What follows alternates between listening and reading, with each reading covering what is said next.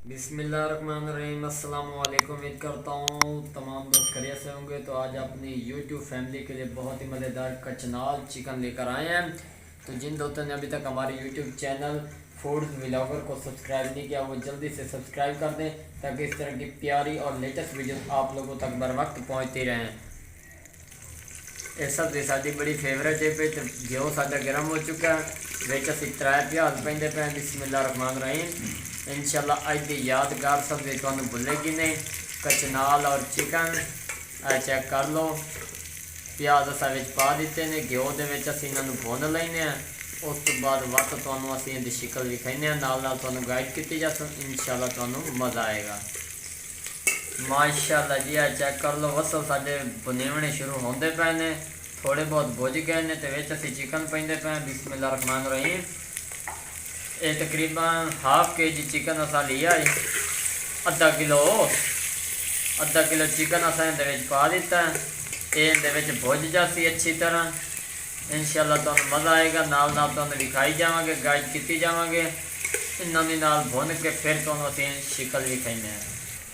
माशाल्लाह माशाल्लाह जी, चेक कर लो, वसल साडे भुज गए ने, चिकन साडा तैयार हो चुका है।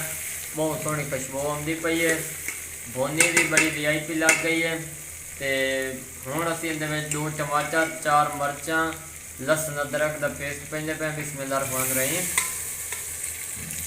इहदे विच पा दिता, इनू अच्छी तरह मिक्स कर लैने। माशाल्लाह जी, हुण असीं इहदे विच दूजे मसाले पेंदे पे, नाल नाल तुहानू गाइड की जासो। इंशाल्लाह तुहानू मज़ा आएगा। तो चैनल को सबसक्राइब जरूर कर दिया। अद्धा चम्मच इहदे हल्दी दा जासी। उस तो बाद अद्धा चम्मच नमक जाएगा, अद्धा चम्मच लाल मिर्च का पाउडर, 1 चम्मच साबुत धनिया का पाउडर,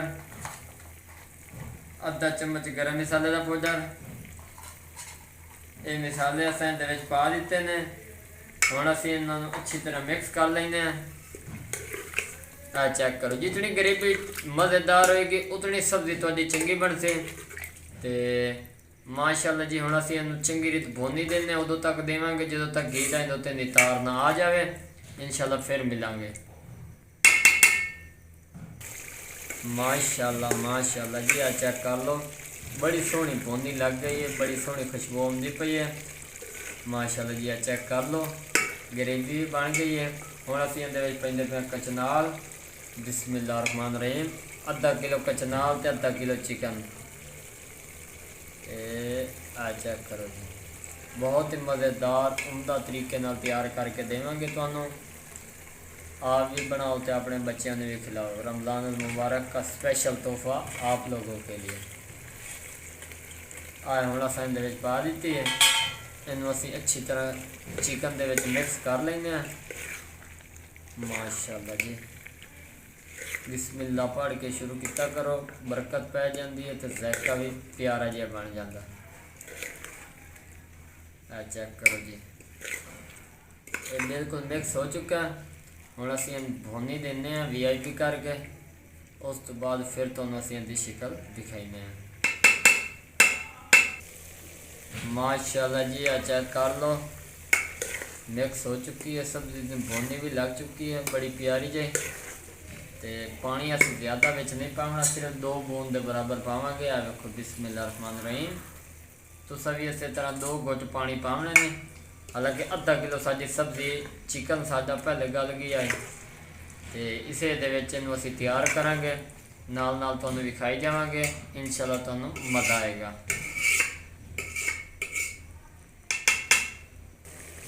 माशाल्लाह जी, चेक कर लो, कचनाल चिकन साडा काफ़ी हद तक रेडी हो चुका है, पानी भी खुश्क हो चुका है।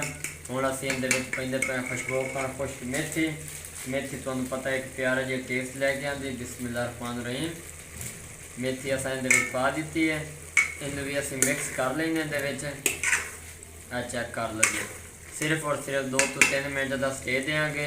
उस तो बाद असीं उतार के तुहानूं विखावांगे। माशाल्लाह सलन साडा मुकम्मल तौर पर रेडी हो चुका है।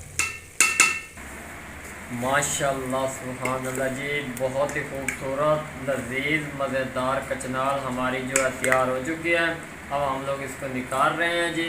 बिस्मिल्लाहिर्रहमानिर्रहीम। बिल्कुल आसान तरीका है, कोई मुश्किल नहीं। एक बार ट्राई ज़रूर करो, इंशाल्लाह तुहानू मज़ा आएगा। अगर वीडियो पसंद आ जाए तो चैनल में सब्सक्राइब लाइक शेयर ज़रूर कर दिया, ताकि इस तरह की लेटेस्ट वीडियो तो तक बर वक्त पहुँचती रहे। दुआओं में याद रखना। तब तक के लिए इजाज़त चाहते हैं। अल्लाह हाफिज़।